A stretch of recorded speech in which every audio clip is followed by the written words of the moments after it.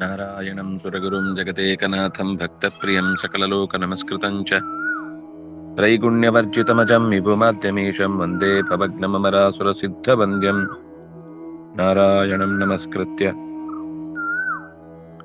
ನರಂ ಚೈವ ನರೋತ್ತಮಂ ದೇವೀಂ ಸರಸ್ವತೀಂ ವ್ಯಾಸಂ ತತೋ ಜಯಮುದೀರಯೇ.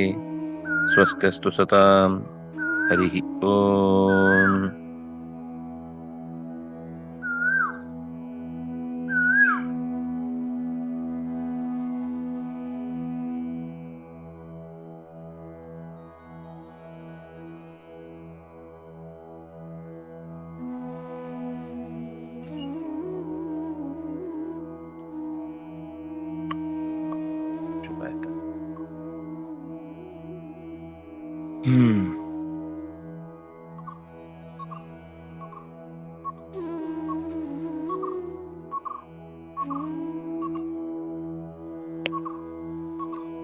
ಧ್ಯಾನೇನಾತ್ಮನಿ ಪಶ್ಯಂತಿ ಕೇಚಿತ್ ಆತ್ಮಾನಂ ಆತ್ಮನ ಅನ್ನುವ ಶ್ಲೋಕಗಳಲ್ಲಿ ಭಗವಂತನನ್ನ ಹೇಗೆ ಹೇಗೆ ಯಾವ ಯಾವ ದಾರಿಯಲ್ಲಿ ಕಾಣ್ತಾರೆ ಅನ್ನೋದನ್ನ ನಿರೂಪಣೆ ಮಾಡ್ತಾ ಬಂದಿದ್ರು. ಅದಕ್ಕೆ ಪ್ರಧಾನವಾಗಿ ಅವರ ನಿತ್ಯಾನುಷ್ಠಾನ ಆಚರಣೆಗಳು ಕೂಡ ಅಷ್ಟೇ ಪ್ರಧಾನವಾಗಿರುತ್ತೆ. ಕೇವಲ ಒಂದು ಯೋಗವನ್ನ ಕೈಯಲ್ಲಿ ಹಿಡಿದ್ರು ಅಂತ ಮಾತ್ರಕ್ಕೆ ಅವರಿಗೆಲ್ಲವೂ ತಿಳಿಯತ್ತೆ ಅಂತಲ್ಲ. ಆದರೆ ಅವರ ಪ್ರಯಾಣದಲ್ಲಿ ಪರಮಾತ್ಮನ ಪ್ರಜ್ಞೆಗೆ ಅತ್ಯಂತ ಹೆಚ್ಚು ಒತ್ತು ಇತ್ತು ಅನ್ನೋದಂತೂ ಗೊತ್ತಾಗ್ತಾ ಹೋಗುತ್ತೆ. ಹಾಗಾಗಿ ಈ ಪ್ರಜ್ಞೆಯ ಹಿನ್ನೆಲೆಯನ್ನ ನಾವು ಗಮನಿಸಿ ಅವಾಂತರವಾದ ಬೇರೆ ಬೇರೆ ಕೆಲಸಗಳನ್ನು ಕೂಡ ಅವರು ಮಾಡಿಕೊಳ್ತಾ ಮೃತ್ಯುವನ್ನ ದಾಟ್ತಾರೆ. ಎಲ್ಲರ ಬಯಕೆಯೂ ಕೂಡ ಶಾಶ್ವತವಾದ ಸುಖ ಬೇಕು, ಮೃತ್ಯುವಿನಿಂದ ಆಚೆಗೆ ಬರಬೇಕು ಅಂತ ತಾನೆ. ಅದಕ್ಕೆ ಅನೇಕ ಪ್ರಯತ್ನಗಳು ನಡೀತಾ ಹೋಗ್ತಾ ಇರುತ್ತೆ. ಇದು ನಮಗೆ ಇಲ್ಲಿ ತನಕ ಕಂಡ ಸಂಗತಿ. ಎಲ್ಲದರ ಹಿಂದೆ ಇರುವುದು ಇದೆ ಅಂತ. ಸಾಂಖ್ಯೇನ ವೇದೋಕ್ತ ಭಗವತ್ ಸ್ವರೂಪ ಜ್ಞಾನೇನ, ಮುಂದಿನ ಪುಟದಲ್ಲಿದೆ ಮೇಲೆ ಭಾಷ್ಯ, ಆಮೇಲೆ ಮತ್ತೆ ವಾಪಸ್ ಹಿಂದೆ ಆಮೇಲೆ ಬಂದ್ರೆ ಆಯ್ತು. ಅದೇ ಸಾಂಖ್ಯೇನ ವೇದೋಕ್ತ ಭಗವತ್ ಸ್ವರೂಪ ಜ್ಞಾನೇನ ಕೇಚಿದ ಆತ್ಮಾನಮಾತ್ಮನ ಅಂತ ಹೇಳ್ತಾ ಮಧ್ಯದಲ್ಲಿ ಅನ್ಯೇ ಸಾಂಖ್ಯೇನ ಯೋಗೇನ ಅಂತಿದೆ. ಏನ್ ಹಾಗಂದ್ರೆ ಸಾಂಖ್ಯ ಯೋಗದ ಮೂಲಕ ಅವರು ಹೊಂದುತ್ತಾರೆ ಅಂದ್ರೆ ಏನರ್ಥ, ಅದರ ಅಭಿಪ್ರಾಯ ಏನು ಅಂತ ನಮಗೆ ಸ್ವಲ್ಪ ಅಸ್ಪಷ್ಟ. ಅದಕ್ಕೆ ಆಚಾರ್ಯರ ನಿರೂಪಣೆ ಮುಖ್ಯವಾಗಿ ಬೇಕಾಗುತ್ತೆ. ಹಿಂದೆ ಒಂದು ಕಡೆ, ಹಿಂದೆ ಅಂದ್ರೆ ಬೇರೆ ಕಡೆಯಲ್ಲಿ ಸಾಂಖ್ಯಂ ಶುದ್ಧ ಆತ್ಮತತ್ವ ವಿಜ್ಞಾನಂ ಅಂತ ನಿರೂಪಣೆ ಮಾಡಿದ್ರು. ಅದು ಇನ್ನೂ ಸ್ಪಷ್ಟವಾಗಿ ಬಿಡಿಸಿ ಹೇಳ್ತಾ ಇದ್ರೆ ವೇದೋಕ್ತ ಭಗವತ್ ಸ್ವರೂಪ ಜ್ಞಾನೇನ, ವೇದದಲ್ಲಿ ಮಹಾಭಾರತ, ರಾಮಾಯಣ, ಪುರಾಣ ಇತ್ಯಾದಿಗಳಲ್ಲಿ ನಿರೂಪಿಸಿದಂತಹ ಸ್ಪಷ್ಟವಾದ ಪರಮಾತ್ಮನ ಚಿತ್ರಣದ ಮೂಲಕ ವೇದೋಕ್ತ ಭಗವತ್ ತತ್ವಜ್ಞಾನ ನಿರೂಪಣ ಅನ್ನುವುದು. ಅದರ ಭಗವತ್ ತತ್ವಜ್ಞಾನ ನಿರೂಪಣ ಅನ್ಲಿಕ್ಕೆ ನಮಗೆ ಶಾಸ್ತ್ರದಲ್ಲಿ ಬಹಳ ಕಡೆ ಬಹಳ ರೀತಿಯಲ್ಲಿ ಅವರವರಿಗೆ ತೋಚಿದ ಹಾಗೆ ದೇವರನ್ನು ಚಿತ್ರಿಸಿದ್ದಿದೆ. ಕೆಲವರು 8 ಗುಣ, ಕೆಲವರು 14 ಗುಣ, ಕೆಲವರು ಗುಣವೇ ಇಲ್ಲ, ಕೆಲವರು ನಮ್ ತರನೇ, ಕೆಲವರು ಇದ್ದು ಉಪಯೋಗ ಇಲ್ಲ, ಹೀಗೆ ಏನೇನೋ ಅವರವರದ್ದೇ ಆಲೋಚನೆಗಳಲ್ಲಿ ಭಗವಂತನನ್ನ ಪರಿಚಯಿಸಿದ್ದಿದೆ.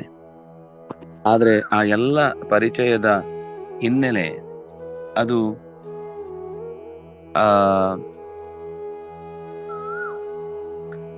ಭಗವಂತನ ಸ್ವರೂಪ ಜ್ಞಾನ ಸರಿಯಾಗಿ ಆಗ್ಬೇಕು ಅಂತ. ವೇದ ಮಾತ್ರ ಭಗವಂತನ ಸ್ವರೂಪ ಜ್ಞಾನವನ್ನು ಸರಿಯಾಗಿ ನಿರೂಪಣೆ ಮಾಡೀತು ಹೊರತು ಇನ್ನು ವೇದೋಕ್ತವಾದ ಚಿಂತನೆಗೆ ಅನುಕೂಲಕರವಾಗಿದ್ರೆ ಬೇರೆ ತರ.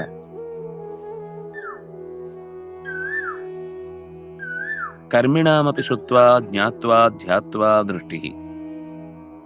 ಇದರಲ್ಲಿ ಒಂದು ಮಾತು ಬಂತು, ಏನು ಅಂದ್ರೆ ಕರ್ಮಯೋಗೇನ ಯೋಗಿನಾಂ ಕರ್ಮಯೋಗೇನ ಚಾಪರೇ ಅಂತ. ಅಲ್ಲ, ಬರೀ ಕೆಲಸ ಮಾಡಿದ್ರೆ ಸಾಕ ಅಂತಂದ್ರೆ, ಕೆಲಸ ಮಾಡ್ತಾ ಒಂದಿಷ್ಟು ಕೇಳ್ತಾ ತಿಳಿತಾ ಕರ್ಮದಲ್ಲೇ ಒಂದು ಧ್ಯಾನ ಸ್ಥಿತಿಯನ್ನ ಕಾಣ್ತಾರೆ. ಆ ಕರ್ಮವೇ ಅವರಿಗೆ ಧ್ಯಾನ ಸ್ಥಿತಿ ಆಗುತ್ತೆ. ಆವಾಗ ಅವರಿಗೆ ಧ್ಯಾತ್ವಾ ಜ್ಞಾನಿ ಅಪಿ ಪಶ್ಯತಿ, ಶ್ರಾವಕಾಣಾಂಚ ಜ್ಞಾತ್ವಾ ಧ್ಯಾತ್ವಾ, ಕರ್ಮಿಣಾಂ ಶುತ್ವಾ ಜ್ಞಾತ್ವಾ ಧ್ಯಾತ್ವಾ, ಶ್ರಾವಕಾಣಾಂ ಜ್ಞಾತ್ವಾ ಧ್ಯಾತ್ವಾ, ಸಾಂಖ್ಯಾನಾಂ ಧ್ಯಾತ್ವಾ. ತುಂಬಾ ಚೆನ್ನಾಗಿದೆ. 3 ಅಂಶಗಳಲ್ಲಿ ಇದನ್ನು ವಿಭಾಗ ಮಾಡಿದ್ರೆ, ಕೇಳುವಿಕೆ ಅನ್ನೋದು ಎಲ್ಲೂ ಬಿಟ್ಟಿಲ್ಲ. ಕೇಳಿದ ಮೇಲಿನ ಸ್ಟೆಪ್ಪು ಜ್ಞಾತ್ವ, ಜ್ಞಾತ್ವಾದ ಮೇಲಿನ ಸ್ಟೆಪ್ಪು ಧ್ಯಾತ್ವ. ಮೂವರಿಗೂ ಧ್ಯಾನ ಇದೆ, ಆದ್ರೆ ಮೂವರಿಗೂ ಧ್ಯಾನಕ್ಕೆ ಅಧ್ಯಯನವೇ ದಾರಿ ಅಂತ ಆಗ್ಬೇಕಾಗಿಲ್ಲ. ಶ್ರವಣ ಅನ್ನೋದು ಬಹಳ ಮುಖ್ಯ. ಶ್ರವಣ ಇಲ್ಲದೆ ಹೋದ್ರೆ ಜ್ಞಾನವೂ ಬರ್ಲಿಕ್ಕೆ ಸಾಧ್ಯ ಇಲ್ಲ. ಕೆಲವರು ತಾನಾಗಿ ಓದಿ ತಿಳ್ಕೊಳ್ತಾರೆ, ಕೆಲವರು ಇನ್ನೊಬ್ರು ಹೇಳಿದ್ ಕೇಳಿ ತಿಳ್ಕೊಳ್ತಾರೆ. ಭಗವಂತನ ಬಗ್ಗೆ ಎಷ್ಟು ಕೇಳಿದ್ರು ಕಮ್ಮಿನೇ, ಅದನ್ನ ಕೇಳಿ ಮುಗಿಸ್ಲಿಕ್ಕಾಗತ್ತೆ ಅಂತಿಲ್ಲ. ಯಾಕೆಂದ್ರೆ ಅವನ ಸ್ವರೂಪ ಜ್ಞಾನವನ್ನ ಇಲ್ಲಿ ತನಕ ಎಷ್ಟು ಜನ ನಿರೂಪಣೆ ಮಾಡಿದ್ದಾರೋ ಎಲ್ರೂ ಅವರವರ ದೃಷ್ಟಿಯ ಮಿತಿಯಲ್ಲಿ ಪ್ರಪಂಚವನ್ನ ಅರ್ಥ ಮಾಡಿಕೊಂಡ ವ್ಯವಸ್ಥೆಯಲ್ಲಿ ಪರಿಚಯಿಸ್ಲಿಕ್ಕೆ ಹೋಗ್ತಾರೆ. ಹಾಗಾಗಿ ಎಲ್ಲವೂ ಸರಿ ಇರುತ್ತೆ ಅಂತಿಲ್ಲ. ಕೆಲವರಿಗೆ ಅನುಭವ ಆಗುತ್ತೆ, ಅನುಭವ ಪಟ್ಟುಕೊಂಡು ಹೇಳ್ತಾರೆ ಹಾಗೆ ಹೀಗಾಗ್ಬೇಕು ಹಾಗಾಗ್ಬೇಕು ಅಂತೆಲ್ಲ ವಿವರಣೆ ಕೊಡ್ತಾರೆ. ಒಂದು ವಿಷಯವನ್ನ ಮಾತ್ರ ನಾವು ಇಲ್ಲಿ ಸ್ಪಷ್ಟಪಡಿಸ್ಕೊಳ್ಬೇಕಾದದ್ದು ಏನು ಅಂದ್ರೆ, ಬಹಳ ಜನ ನಮ್ಮನ್ನ ದಾರಿ ತಪ್ಪಿಸುವುದು ಎಲ್ಲಿ ಅಂದ್ರೆ, ಬಹಳ ಧ್ಯಾನ ಸೆಂಟರ್ಗಳಲ್ಲಿ ನಿಮ್ಗೇನೋ ಒಂದು ಅನುಭವ ಆಗುವ ಹಾಗೆ ಒಂದು ಹೇಳಿ ಭ್ರಮೆ ಹುಟ್ಟಿಸ್ತಾರೋ ಅಥವಾ ನಿಜವಾಗ ಅನುಭವ ಆಗುತ್ತೋ ಗೊತ್ತಿಲ್ಲ. ಆದ್ರೆ ನೋಡಿ, ಎಲ್ಲದಕ್ಕೂ ಧ್ಯಾತ್ವ ಅನ್ನುವ ಪೂರ್ವ ಅವಸ್ಥೆ ಯಾವುದು ಅಂದ್ರೆ, ಕೇಳಬೇಕು ಮತ್ತು ನಿರಂತರವಾಗಿ ತಿಳಿಬೇಕು. ಪೂರ್ವದಲ್ಲಿ ನಮಗೆ ಗ್ರಂಥಸ್ಥವಾದ ತಿಳುವಳಿಕೆ, ಅದಕ್ಕೆ ಅವರು ವೇದೋಕ್ತ ಭಗವತ್ ಸ್ವರೂಪ ಜ್ಞಾನೇನ ಅಂತ ಹೇಳಿದ್ದು. ನಮಗೆ ತಿಳುವಳಿಕೆಯ ಕೊರತೆ ಉಂಟಾದಾಗ ಏನಾಗುತ್ತೆ ಅಂದ್ರೆ, ಈ ಧ್ಯಾನದ ಸ್ಥಿತಿಗೆ ಹೋದಾಗ ಏನೋ ಒಂದು ಅನುಭವ ಆಗುತ್ತಲ್ಲ, ಅದು ನಾನೇ ಅನ್ನುವ ಭ್ರಮೆ ಬರ್ಲಿಕ್ಕೆ ಶುರುವಾಗುತ್ತೆ. ಯಾಕೆಂದ್ರೆ ಅಲ್ಲಿ ಒಂದು 0 ವೋಲ್ಟೇಜ್ ನ ಬಲ್ಬ್ ಉರಿತಾ ಇರುತ್ತೆ, ಒಂದು 1000 ವೋಲ್ಟೇಜ್ ನ ಬಲ್ಬ್ ಉರಿತಾ ಇರುತ್ತೆ. ಯಾವುದ್ರ ಬೆಳಕು ಅಂತ ಗೊತ್ತಾಗುದಿಲ್ಲ. 0 ವೋಲ್ಟೇಜ್ ನ ಬಲ್ಬ್ ಏನ್ ಅನ್ಕೊಳ್ಳುತ್ತೆ, ಇದು ನನ್ನ ಬೆಳಕು ಅಂತ. 1000 ವೋಲ್ಟೇಜ್ಗೆ ಏನ್ ಸಮಸ್ಯೆ ಇಲ್ಲ, ಅದಕ್ಕೆ ಗೊತ್ತಿದೆ ಇದು ನನ್ನ ಬೆಳಕಲ್ಲ ಅಂತ, ಚಿಕ್ಕದ್ರದ್ದು. ನಾನು ಅದನ್ನು ಪ್ರೇರೇಪಿಸಿದ್ದು ಅಂತ ಅದಕ್ಕೆ ಗೊತ್ತಿದೆ, ನಾನೇ ಅದಲ್ಲ ಅಂತ ಅದಕ್ಕೆ ಗೊತ್ತಿದೆ. ಆದ್ರೆ ಇದಕ್ಕೆ ಗೊತ್ತಿಲ್ಲ, ಅದು ನಾನು ಅಂತ ಅನ್ಕೊಂಡ್ಬಿಡುತ್ತೆ. ಯಾವಾಗ 0 ವೋಲ್ಟೇಜ್ ನ ಬಲ್ಬ್ ಒಂದಿದೆ ಅಂತ ಗೊತ್ತಾದ್ರೆ ಅವಾಗ ಬೈಫರ್ಕೇಟ್ ಮಾಡ್ಲಿಕ್ಕಾಗತ್ತೆ. ಇನ್ನೂ ಒಂದು ಬೆಳಕಿದೆ, ಇನ್ನೂ ಒಂದು ಚೇತನ ಇದೆ. ಆ ಚೇತನ ಇದ್ದರೆ, ಅದು ಪ್ರಚೋದಿಸಿದ್ರೆ ಮಾತ್ರ ನಾವು ನಮ್ಮನ್ನ ಅರ್ಥ ಮಾಡಿಕೊಳ್ಳಿಕ್ಕೆ ಸಾಧ್ಯ. ಇಲ್ಲದೆ ಇದ್ರೆ ನಾವು ದಾರಿ ತಪ್ಪುವ ಸಂಭವಗಳು ಜಾಸ್ತಿ ಅನ್ನೋದನ್ನ ಅರ್ಥ ಮಾಡಿಕೊಳ್ಳಿಕ್ಕಾಗತ್ತೆ. ಆದ್ದರಿಂದಾಗಿ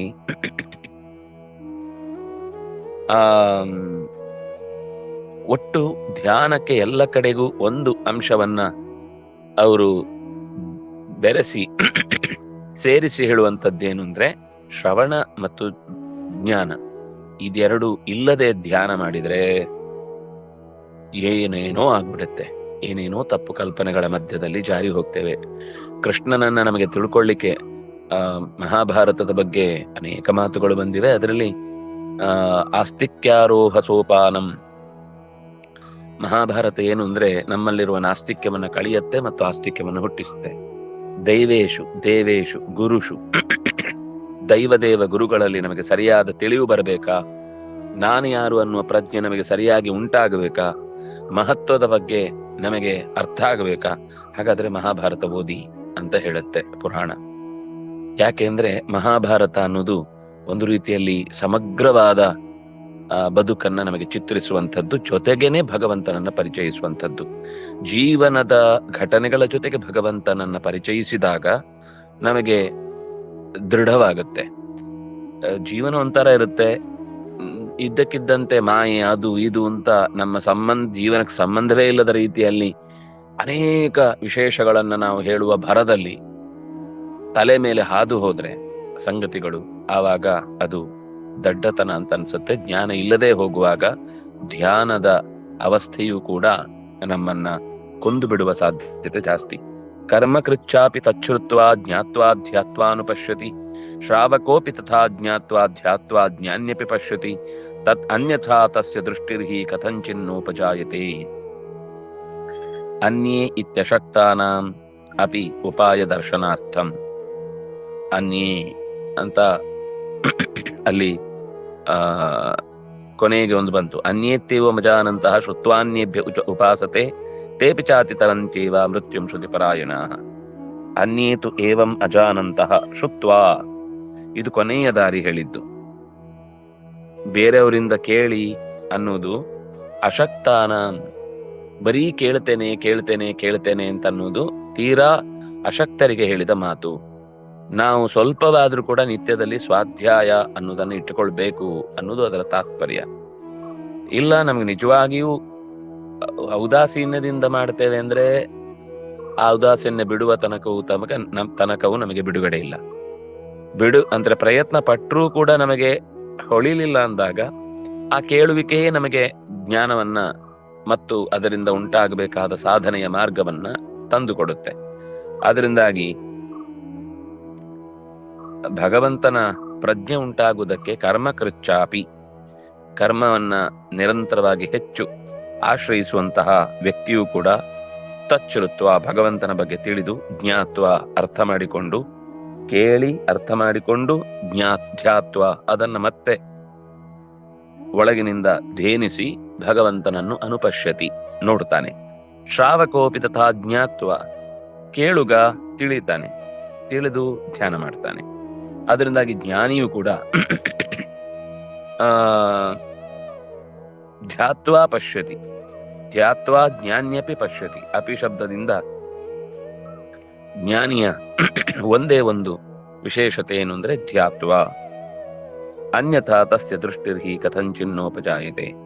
ಒಂದು ವೇಳೆ ಕೇಳಲಿಲ್ಲ ಅಂದ್ರೆ ಅವನಿಗೆ ದೃಷ್ಟಿಯೇ ಇಲ್ಲ ಅಂತಾಗುತ್ತೆ. ಜ್ಞಾನ ಇದ್ರೂ ಕೂಡ ಅವನು ಧ್ಯಾನದ ಸ್ಥಿತಿಗೆ ಕಣ್ಣು ಮುಚ್ಚಿ ಒಳಗೆ ಟೆಂಪ್ಲೇಟ್ ಮಾಡದೆ ಹೋದ್ರೆ ಇದ್ರೂ ಕೂಡ ಅವನಿಗೆ ತಿಳಿಯದೆ ಹೋಗುವ ಸಾಧ್ಯತೆಯೇ ಹೆಚ್ಚು. ಹಾಗಾಗಿ ತಿಳಿಯುವ ಉದ್ದೇಶದಿಂದ ಮನುಷ್ಯ ಸ್ವಲ್ಪವಾದ್ರೂ ಕೂಡ ತನ್ನೊಳಗೆ ತಾನು ಇಣುಕು ಹಾಕುವ ಪ್ರಯತ್ನವನ್ನ ಮಾಡಬೇಕು. ಇದು ಗೌಪವನ ಶ್ರುತಿಯಲ್ಲಿ ಬಂದ ಮಾತು. ಕೊನೆಯದ್ದು ಹೇಳಿದ್ದು, ಸಾಧ್ಯವೇ ಇಲ್ಲ ನಮಗೆ, ಪುಸ್ತಕ ಹಿಡದೇ ಗೊತ್ತಿಲ್ಲ, ಕೇಳಿಯೇ ಗೊತ್ತಿಲ್ಲ ಅಂದಾಗ ಸ್ವಲ್ಪ ಅಶಕ್ತ ಅನ್ನುವ ದೃಷ್ಟಿಯಿಂದ ಕೇಳುಗತನವೇ ಒಂದು, ಅಂದ್ರೆ ಅದೇ ಪರಮ ಪ್ರಮಾಣ ಆಗತ್ತೆ. ಈ ಕೇಳಿದ್ರಿಂದ ಜ್ಞಾನ ಅಂದ್ರೆ ಅಧ್ಯಯನ, ಅಧ್ಯಯನದಿಂದ ಧ್ಯಾನ, ಇದು ಸಹಜವಾದ ಕ್ರಮ. ಇದು ಎಲ್ಲರಿಗೂ ಮೊದಲಿಂದನೇ ಶುರುವಾಗುವುದಿಲ್ಲ. ಕೆಲವರಿಗೆ ಮಧ್ಯದಿಂದ ಶುರುವಾಗುತ್ತೆ, ಕೆಲವರಿಗೆ ಕೊನೆಯಿಂದನೇ ಶುರುವಾಗುವುದು, ಹಿಂದಿನ ಸಂಸ್ಕಾರ ಇದ್ರೆ. ಅದರಿಂದಾಗಿ ಹಿಂದಿನ ಸಂಸ್ಕಾರ ಇಲ್ಲ ಅಂತ ಮಾತ್ರಕ್ಕೆ ನಮಗೆ ನಾವು ಅನುಪಯುಕ್ತರು ಅಂತ ಭಾವನೆ ಬೇಡ. ಕೇಳುದು ಶುರು ಮಾಡು, ಕೇಳ್ತಾ ಓದುದು ಶುರು ಮಾಡು, ಓದ್ತಾ ತಿಳಿಯುವುದು ಶುರು ಮಾಡು, ತಿಳಿತಾ ಧ್ಯಾನ ಮಾಡ್ಲಿಕ್ಕೆ ಹೋಗು. ಇದು ಒಂದು ಸಾಧನೆಯ ಮಾರ್ಗವನ್ನು ತಿಳಿಸಿದ ಹಾಗಾಯಿತು ಅಂತ ನಾವು ಗಮನಿಸಬಹುದು. ಇನ್ನು ನಾವು ನೇರವಾಗಿ ತಾತ್ಪರ್ಯಕ್ಕೆ ಬಂದ್ರೆ, ಅನಾದಿ ಯೋಗ್ಯತಾ ಭೇದಾತ್ ಪುಂಸಾಂ ದರ್ಶನ ಸಾಧನಂ, ಹಿಂದಿನ ಪುಟದಲ್ಲಿದೆ. ಪುಂಸಾಂ ದರ್ಶನ ಸಾಧನಂ ಅದರ ಒಂದು ಶಬ್ದ ಹಿಂದೆ ಇದೆ, ಅನಾದಿ ಯೋಗ್ಯತಾ ಭೇದಾತ್, ಅದೊಂದು ಶಬ್ದ ಹಿಂದೆ ಇದೆ. ಅದನ್ನು ಮುಂದೆ ಇಲ್ಲಿಗೆ ಸೇರಿಸಿಕೊಂಡು ಓದಿದ್ರೆ, ಅನಾದಿ ಯೋಗ್ಯತಾ ಭೇದಾತ್, ಮೊದಲಿನಿಂದನೂ ಇರುವ ನಮ್ಮ ಅರ್ಹತೆಯ ಅಂತರವನ್ನ ಗಮನಿಸಿ ಮನುಷ್ಯನಿಗೆ ನೋಡುವಿಕೆಯ ಶಕ್ತಿಯನ್ನ ಕೊಡ್ತಾನೆ. ಪುಂಸಾಂ ದರ್ಶನ ಸಾಧನಂ ನಾನಾ ಏವ ತತ್ರ ವಿಷ್ಣೋಸ್ತು ಪ್ರಸಾದಾದ್ ವೈಷ್ಣವಂ ವಪುಃ ನಾನಾ ಏವ ತತ್ರ ವಿಷ್ಣೋ.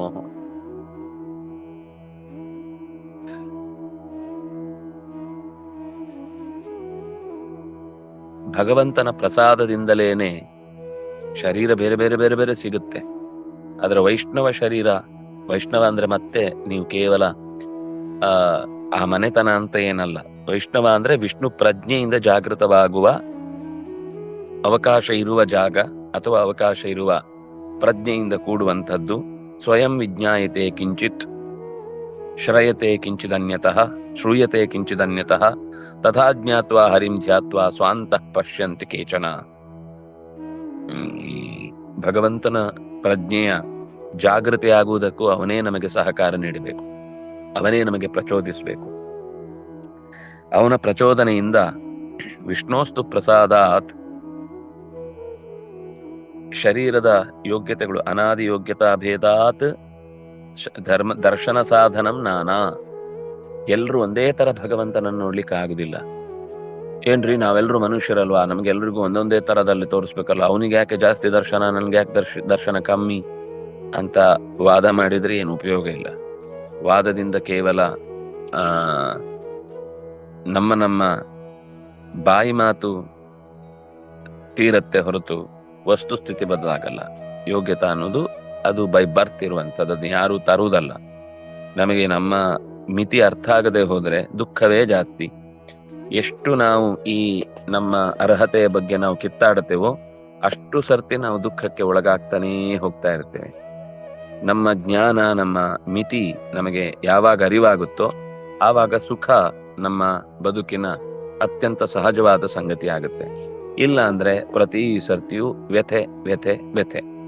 ಅದ್ಯಾಕೆ ಹಾಗಾಗ್ಲಿಲ್ಲ, ಇದ್ಯಾಕೆ ಹೀಗಾಗ್ಲಿಲ್ಲ ಅಂತ ಈ ರೀತಿ ನಮ್ಮನ್ನ ನಾವು ನೋಯಿಸಿಕೊಳ್ಳುವುದು ಅಥವಾ ಇನ್ಯಾರನ್ನು ಬ್ಲೇಮ್ ಮಾಡುವುದು, ಅದರ ವಿರುದ್ಧ ದನಿ ಎತ್ತುವುದು. ಎತ್ತಿದ್ರೂ ಏನು ವ್ಯರ್ಥ ಅರಣ್ಯ ರೋದನ ಅಷ್ಟೇ, ಏನು ಮಾಡ್ಲಿಕ್ಕೆ ಆಗುದಿಲ್ಲ. ಯಾಕೆ ಹೀಗಿದೆ, ಯಾಕೆ ಹೀಗಿರ್ಬಾರ್ದಿತ್ತು, ನಂಗೆ ಇದಕ್ಕೆ ಸರಿ ಹೋಗಲ್ಲ ಅಂತ ನಾವು ಹೇಳ್ಕೊಳ್ಬೋದಷ್ಟೇ. ಭಗವಂತನ ಪ್ರಸಾದದಿಂದ ಅಂತಹದೊಂದು ಶರೀರ ಸಿಗಬೇಕು. ಯಾಕೆಂದ್ರೆ ಯೋಗ್ಯತೆಗಳು ಬೇರೆ ಬೇರೆ ಇದೆ, ಬೇರೆ ಬೇರೆ ಇರುವುದರಿಂದ ದರ್ಶನದ ಸುಖಗಳು ಬೇರೆ ಬೇರೆ. ಆ ಸುಖದ ಪರಿಣಾಮ ದರ್ಶನ ಆಗುವುದಕ್ಕೆ ಬೇಕಾದ ಪೂರ್ವ ಪೀಠಿಕೆ ಹೇಗಿದೆ ಅಂದ್ರೆ ಸ್ವಯಂ ವಿಜ್ಞಾಯತೆ ಕಿಂಚಿತ್. ನಾನು ಅದರ ವೆರೈಟಿಯನ್ನ ಆಗ ಹೇಳಿರ್ಲಿಲ್ಲ. ಆಚಾರ್ಯರು ಅದನ್ನ ಶಾಸ್ತ್ರೀಯವಾದ ಹಿನ್ನೆಲೆಯಲ್ಲೇ ಹೇಳ್ತಾ ಇದ್ದಾರೆ. ಕೆಲವರಿಗೆ ಹೆಚ್ಚು ಕೇಳ್ತಾರೆ, ಕಡಿಮೆ ಓದ್ತಾರೆ. ಕೆಲವರು ಕಡಿಮೆ ತಿಳಿತಾರೆ, ಹೆಚ್ಚು ಓದ್ತಾರೆ. ಅಂದ್ರೆ ಬೇರೆಯವರಿಂದ ಕೇಳುವುದು ಕಮ್ಮಿ. ಕೇಳಲೇಬೇಕು, ಕೇಳದೆ ವಿಧಿ ಇಲ್ಲ. ಯಾಕಂದ್ರೆ ಒಂದು ಪರಂಪರೆ ಉಳಿಬೇಕು ಅಂದ್ರೆ ಹಿಂದಿನಿಂದ ಅದರ ಒಂದು ಪ್ರವಾಹ ಬೇಕೇ ಬೇಕು. ಆ ಪ್ರವಾಹದಲ್ಲಿ ಕೊಚ್ಚಿಕೊಂಡು ಹೋಗುವಾಗ ಒಂದು ಟೈಮ್ ಲೈನ್ ಇದ್ದ ಹಾಗೆ ಒಂದು ಪ್ರಜ್ಞೆಯ ಲೈನ್ ಇರುತ್ತೆ. ಆ ಲೈನ್ ನಿಂದ ಆ ಲೈನ್ ಒಂದು ನಮಗೆ ಸಿಕ್ಕಾಕೊಂಡ್ರೆ ಮುಂದೆ ಏನು ಓದುವಾಗ್ಲೂ ಅದರೊಳಗೆ ಓದ್ತಾ ಇರ್ತೇವೆ. ನಮ್ಗೆ ಆ ಪ್ರಜ್ಞಾ ಲೈನ್ ತಪ್ಪಿ ಹೋಯಿತು ಅಂತಂದ್ರೆ ನಮ್ಮ ಆಲೋಚನೆಯಲ್ಲಿ ಎಲ್ಲೆಲ್ಲೋ ಹೋಗುತ್ತೆ. ಒಂದು ಸರ್ತಿ ಓದಿದಾಗ ಅನ್ಸಲ್ಲ, ಒಂದೊಂದ್ ತರ ಅನ್ಸುತ್ತೆ. ಕೆಲವರು ಹಾಗಿರ್ತಾರೆ, ಒಂದ್ ಸ್ವಲ್ಪ ದಿವಸ ಭಾರಿ ಆಸ್ತಿಕರಿರ್ತಾರೆ, ಆಮೇಲೆ ಇದ್ದಕ್ಕಿದ್ದಾಗೆ ನಾಸ್ತಿಕರಾಗ್ತಾರೆ. ಮತ್ತೆ ಇನ್ಯಾವುದು ಆಸ್ತಿಕ್ಯ ಬೆಳೆಯುತ್ತೆ, ಆದ್ರೆ ಆ ಆಸ್ತಿಕ್ಯದಲ್ಲಿ ಒಂದು ಪ್ರಗತಿಪರತೆ ಇರುತ್ತೆ. ಆಮೇಲೆ ಮತ್ತೆ ನೋಡಿದ್ರೆ ಸ್ವಲ್ಪ ದಿವಸ ಕಮ್ಯುನಿಸ್ಟ್ ಆಗಿರುತ್ತಾರೆ. ಏನೋ ಅವರಿಗೊಂದು ನಿರ್ಧಾರ ಇಲ್ಲ. ಈ ರಾಹುಲ್ ಸಾಂಕೃತ್ಯ ಏನೋ ಒಂಥರ ಹಾಗೆ, ಅವನು ಎಲ್ಲಾ ಧರ್ಮಗಳಿಗೂ ಹೋಗಿ ಕೊನೆಗೆ ಯಾವುದ್ರಲ್ಲೂ ನಿರ್ಧಾರ ಇಲ್ಲದೆ ಜೀವ ಕಳ್ಕೊಂಡ. ಪರಮ ಬುದ್ಧಿವಂತ. ಆದ್ರೆ ಬುದ್ಧಿವಂತ ಆದ್ರೂ ಕೂಡ ಒಂದು ಬದುಕಿನ ದಾರಿಗೆ ಬೇಕಿರುವ ಸರಿಯಾದ ಟೈಮ್ ಲೈನ್, ಪ್ರಜ್ಞೆಯ ಲೈನ್ ಸಿಗದೆ ಹೋದ್ರೆ ಅದು ಎಷ್ಟು ಬುದ್ಧಿವಂತ ಆದ್ರೂ ಕೂಡ ನಮ್ಮನ್ನ ಗುರಿಗೆ ಮುಟ್ಟಿಸುವುದು ಸಾಧ್ಯವಿಲ್ಲ. ಕಿಂಚಿತ್ ತಚ್ಛ್ರೂಯತೆ ಕಿಂಚಿದನ್ಯತಃ. ಇನ್ನು ಕೆಲವರಿಂದ ಕೇಳಿಕೊಂಡು ಕೆಲವನ್ನ ತಾನು ಓದಿ ಅಭ್ಯಾಸ ಮಾಡ್ತಾನೆ. ಅದರಿಂದ ಜ್ಞಾತ್ವಾ ಹರಿಂ, ಹರಿಯನ್ನು ಧ್ಯಾತ್ವಾ ಹರಿಂ, ಸ್ವಲ್ಪ ಧ್ಯಾನ ಮಾಡಿ ಸ್ವಾಂತಃ ತನ್ನೊಳಗೆ ತಾನು ಭಗವಂತನನ್ನ ಪಶ್ಯಂತಿ ಕಾಣುತ್ತಾರೆ. ಕೆಲವರು ಹೀಗೆ ಬದುಕನ್ನ ಸವಿಸ್ತಾರೆ. ಋಷಯ ಕೇಚಿದ್ ಋಷಯ, ಅದು ಸ್ವಾಂತಃ ಪಶ್ಯಂತಿ ಕೇಚನ ಋಷಯ. ಕೇತದೃಷಯ ನಾರದಾದ್ಯಾ ಬಹಿಸ್ತ್ವಮಪಿ ದೇವಾ ವಿಷ್ಣು ಪ್ರಸಾದೇನ ಲಬ್ಧ ಸತ್ಪ್ರತಿಭಾ ಪ್ರತಿಭಾಬಲಾತ್. ನಾರದಾದಿ ಋಷಿಗಳು ಕೇವಲ ಅಂತರಂಗದಲ್ಲಿ ಮಾತ್ರ ಅಲ್ಲ, ಬಹಿರಂಗದಲ್ಲೂ ಭಗವಂತನನ್ನ ಕಾಣುವಷ್ಟು ಪ್ರಜ್ಞೆಯನ್ನ ಪಡೆದವರಾಗಿರ್ತಾರೆ. ನಾರದಾದ್ಯಾಹ ಬಹಿಸ್ತ್ವಪಿ, ಬಹಿಹಿತು ಅಪಿ, ಹೊರಗೂ ಕೂಡ. ಇನ್ನು ದೇವಾಹ ವಿಷ್ಣು ಪ್ರಸಾದೇನ ಲಬ್ಧ ಪ್ರತಿಭಾಬಲಾತ್ ಸರ್ವಂ ಕ್ರಮೇಣ ವಿಜ್ಞಾಯ ಪ್ರತಿಭಾ ಸ್ಪಷ್ಟತಾ ಕ್ರಮಾತ್.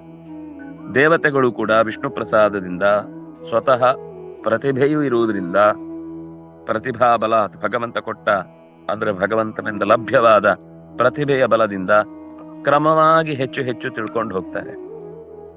ಒಂದೇ ಸರ್ತಿ ಎಲ್ಲವೂ ತಿಳುವಳಿಕೆಗೆ ಬರುತ್ತೆ ಅಂತಿಲ್ಲ, ಇದು ಎಲ್ರಿಗೂ ಹಾಗೇನೆ. ಪ್ರತಿಭೆಯ ಸ್ಪಷ್ಟತೆ ಆಗುತ್ತೆ. ಸ್ಪಷ್ಟತಾ ಕ್ರಮ ಪಶ್ಯಂತೆ ಬಹಿರಂತಶ್ಚ. ಆಗ ದೇವತೆಗಳು ಒಳಗೂ ಹೊರಗೂ ಎರಡೂ ಅಂಶಗಳನ್ನ ಒಟ್ಟಿಗೆ ಕಾಣ್ತಾರೆ. ಹೊರಗೂ ಕಾಣ್ತಿರ್ತಾರೆ, ಅಟ್ ಎ ಟೈಮ್ ಒಳಗೂ ಕಾಣ್ತಿರ್ತಾರೆ. ಇದು ಬಹಳ ಅವರ ಅರ್ಹತೆಯ ಹೆಚ್ಚುಗಾರಿಕೆಯನ್ನ ಹೇಳುತ್ತೆ.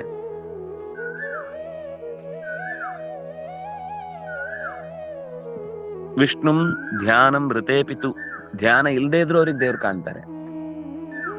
ಋಷಿಗಳು ಅಥವಾ ಸಾಧಕರು ಧ್ಯಾನ ಮಾಡಿದಾಗ ಮಾತ್ರ ದೇವರು ಕಾಣ್ತಾರೆ. ಆಮೇಲೆ ಧ್ಯಾನ ಮಾಡದೇ ಇದ್ರು ಒಳಗೆ ಕಾಣ್ತಿರ್ತಾರೆ. ಒಂದು ಹೊರಗೆ ಮಾತ್ರ ಕಾಣ್ತಿರುತ್ತೆ, ಒಂದು ಒಳಗೆ ಮಾತ್ರ ಕಾಣ್ತಿರುತ್ತೆ. ದೇವತೆಗಳಿಗೆ ಒಳಗೂ ಹೊರಗೂ ಕಾಣಿಸ್ತಿರುತ್ತೆ, ಆದ್ರೆ ಧ್ಯಾನವೇ ಮಾಡಬೇಕಾಗಿಲ್ಲ, ಮಾಮೂಲಾಗಿದ್ದಾಗ್ಲೂ ಕಾಣಿಸುತ್ತೆ. ಜ್ಞಾನಂ ಮೃತೆ ಅಪಿ ಯೇಷಾಂ ದೃಷ್ಟಿ ತೇಷಾಂ ಧ್ಯಾನೇಪಿ ದರ್ಶನಂ. ಧ್ಯಾನ ಮಾಡಿದಾಗ್ಲೂ ಕಾಣುತ್ತೆ, ಧ್ಯಾನ ಮೃತೇಪಿ. ಸ್ಯಾದೇವ ಸಾಂಖ್ಯಯೋಗಾಹ ತೇ ದೇವ ಬ್ರಹ್ಮಾತಿಕೋ ಅತ್ರ ಚ. ಅದರಲ್ಲಿ ಎಲ್ಲದಕ್ಕಿಂತ ಹೆಚ್ಚಿನ ಅಂದ್ರೆ ಈ ದೇವತೆಗಳೆಲ್ಲ ಸಾಂಖ್ಯಯೋಗ, ಅವ್ರು ನಿರಂತರ ಹೊಸತನ್ನ ತಿಳಿಯುವುದಕ್ಕೋಸ್ಕರ ಎಕ್ಸ್ಪ್ಲೋರ್ ಮಾಡುದು ಅಂತ ನಾವು ಹೇಳ್ತೀವಿ. ಹೊಸತನ್ನ ತಿಳಿಯುವುದಕ್ಕೆ ನಿರಂತರ ಪ್ರಯತ್ನಿಸ್ತಾ ಇರ್ತಾರೆ. ಹಾಗೆ ಅದು ಒಂದು ಒಳ್ಳೆ ಗುಣ. ಆದ್ರೆ ಆ ಎಕ್ಸ್ಪ್ಲೋರ್ ಆದದ್ದು ಭಗವತ್ ತತ್ವದ ಕಡೆಗೆ ಸಾಗ್ಲಿಕ್ಕೆ ಹೆಲ್ಪ್ ಆಗ್ಬೇಕು ಹೊರತು, ನಮ್ಮನ್ನ ನಾವು ಹೆಚ್ಚುತನ ಉಳ್ಳವರು, ಹೆಚ್ಚು ಓದಿದವರು, ಹೆಚ್ಚು ಕೋಶ ನೋಡಿದವರು, ಹೆಚ್ಚು ದೇಶ ಸುತ್ತಿದವರು ಅಂತ ಅನ್ನುವ ಅಭಿಮಾನಕ್ಕೆ ಈಡಾದ್ರೆ ಅದು ಮತ್ತೆ ದಾರಿ ತಪ್ಪಿಸುವ ಸಾಧ್ಯತೆ ಹೆಚ್ಚು. ಅದಕ್ಕೆ ಹೇಳಿದ್ದು, ಈ ಗುರಿ ತಪ್ಪದಂತೆ ಒಂದು ಲೈನಿಗೆ ನಮ್ಮನ್ನು ಜೋಡಿಸ್ಕೊಂಡು ಈ ಎಲ್ಲ ಕ್ರಿಯೆಗಳನ್ನ ಮಾಡುವುದಿದೆಯಲ್ಲ ಲೋಕದಲ್ಲಿ, ಅದು ಅವನ ಅನುಗ್ರಹವೇ ಸರಿ. ಅದು ಇಲ್ಲದೆ ಹೋದ್ರೆ ಎಲ್ಲೆಲ್ಲೋ ಹೋಗುತ್ತೆ. ಅದಕ್ಕೋಸ್ಕರ ಅವನನ್ನೇ ಪ್ರಾರ್ಥಿಸಿ ಅವನದ್ದೇ ಎಲ್ಲ ಕಡೆ ವಿಷ್ಣು ಪ್ರಸಾದ ಅಂತ ಯಾಕೆ ಹಾಕ್ತಾರೆ ಅಂತ ನಮ್ಗೆ ಆಶ್ಚರ್ಯ ಅನ್ಸುತ್ತೆ. ಏನ್ ಪ್ರತಿ ಸರ್ತಿ ಮತ್ತೆ ಮತ್ತೆ ಅದನ್ನ ಹೇಳ್ತಾರೆ ಅಂತ ಬಹಳ